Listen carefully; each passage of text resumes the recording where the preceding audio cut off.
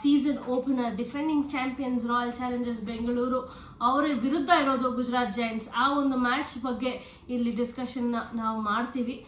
State up ನಾನು actually first ಹೋಗ್ಬೇಕಂದ್ರೆ ಇವಾಗ RCB ತಂಡ ಬಗ್ಗೆ ಮಾತಾಡೋದಾದ್ರೆ ಅವರ ಸ್ಟ್ರೆಂತ್ ಏನು ಅನ್ಸುತ್ತೆ ನಿಮಗೆ ಈ ವರ್ಷ ಅವ್ರದ್ದು?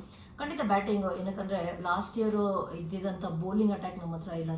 ಯಾವುದೇ ಒಂದು ಟೂರ್ನಮೆಂಟ್ ಗೆಲ್ಬೇಕಂದ್ರೆ ನಾನು ಯಾವತ್ತೂ ಹೇಳೋದು ಇಷ್ಟೇ, ಬೌಲಿಂಗ್ ಯೂನಿಟ್ ಚೆನ್ನಾಗಿರಬೇಕು. ಬಟ್ ಈ ಸೀಸನ್ ಯಾಕೋ ಒಂದು ಸ್ವಲ್ಪ ಬೌಲಿಂಗಲ್ಲಿ ಅಂತ ಸ್ಟ್ರೆಂತ್ ಅಂತೂ ಕಂಡು ಬರ್ತಾ ಇಲ್ಲ, last year ಇದ್ದಿದ್ದಂಥ strength.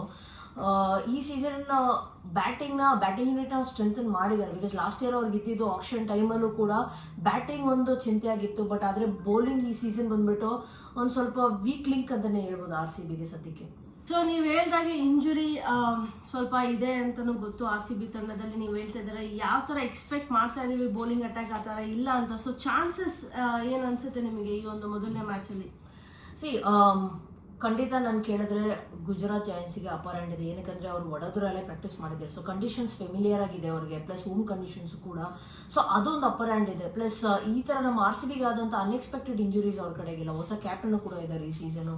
May be fortune change ಆಗ್ಬೋದು. ಇವಾಗ ಸದ್ಯಕ್ಕಂತೂ ನನಗೆ ಏನು ಅನಿಸ್ತದೆ ಅಂದರೆ for the time being actually Gujarat ಅವರಿಗೆ ಅಪರ್ ಹ್ಯಾಂಡ್ ಇದೆ. Because for the fact that ನಮ್ಗೆ ಇನ್ನೂ ಶ್ರೇಯಾಂಕ ಪಾಟೀಲ್ ಅವರ ಸ್ಟೇಟಸ್ ಗೊತ್ತಿಲ್ಲ. ಇನ್ನೂ RCB ಅವರ ಆಶಾ ಜಾಯ್ನ ಅಫಿಷಿಯಲ್ ಸ್ಟೇಟ್ಮೆಂಟ್ ಕೂಡ ಕೊಟ್ಟಿಲ್ಲ ಅವರು ವೆದರ್ ಅವೈಲಬಲ್ ಇದ್ದಾರಾ ಇಲ್ವಾ ಅಂತ ಟೂರ್ನಮೆಂಟಿಗೆ. ಜೊತೆಗೆ ಕೇಟ್ ಕ್ರಾಸ್ ಎಕ್ಸ್ಪೆಕ್ಟ್ ಮಾಡಿದ್ವಿ ಆ್ಯಕ್ಚುಲಿ ಒಂದು ಮೇನ್ ಅಟ್ಯಾಕ್ ಆಗಿರ್ಬೋದು ಅಂತ, ಅವರು ಕೂಡ ಇಲ್ಲ.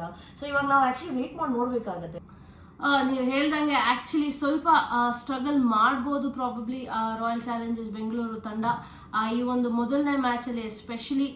ಯಾಕಂದರೆ ನೀವು ಮೆನ್ಷನ್ ಮಾಡಿದಾಗೆ ಇಂಜುರಿ ಹಿಟ್ ಆಗಿದೆ, ಪ್ಲೇಯರ್ಸ್ ಬ್ಯಾಕ್ಔಟ್ ಮಾಡಿದ್ದಾರೆ ಪರ್ಸನಲ್ ರೀಸನಿಂದ. ಶ್ರೇಯಾಂಕ ಪಾಟೀಲ್ ಅವರ ಪರ್ಪಲ್ ಕ್ಯಾಪ್ ಹೋಲ್ಡರ್ ಆಗಿದ್ರು ಲಾಸ್ಟ್ ಇಯರ್. ಸೊ ಅವರು ಇಂಜುರಿಯಿಂದ ಸ್ಟ್ರೇಟ್ ಅಪ್ ಏನಾರ ಮೊದಲನೇ ಮ್ಯಾಚ್ ಆಡಿದ್ರೆ ಅದು ಬ್ಯಾಕ್ ಟು ಕಾಂಪಿಟೇಷನ್ ಮೊದಲನೇ ಮ್ಯಾಚ್ ಇರುತ್ತೆ. ಸೊ ಯಾವ ಒಂದು ಫಾರ್ಮಲ್ಲಿ ಬರ್ತಾರೆ ಅನ್ನೋದು ಕೂಡ ಇಲ್ಲಿ ಕಾದ್ ನೋಡಬೇಕಾಗತ್ತೆ.